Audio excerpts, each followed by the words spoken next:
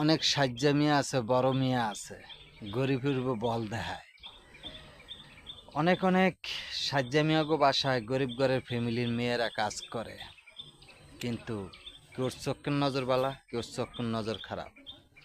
নির্যাতন মেয়েদের উপরে কেন করে কইতারেন? বউ বেডির কাছে সতর্কভাবে পবিত্র সাজতে চায়।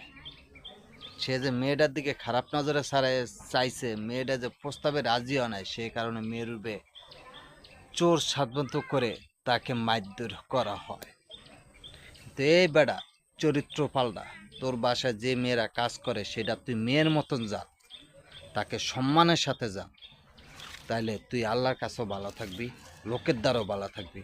পেটের দায় তোর বাসায় কাজ করতে গেছে, পেট যদি ওর যদি সংসারে চলতো তাহলে তোর বাসা তো ভালো কথা, তোর আশপাশ দিয়েও আসতো না। মানুষকে সম্মান করতে শিখ বেটারা।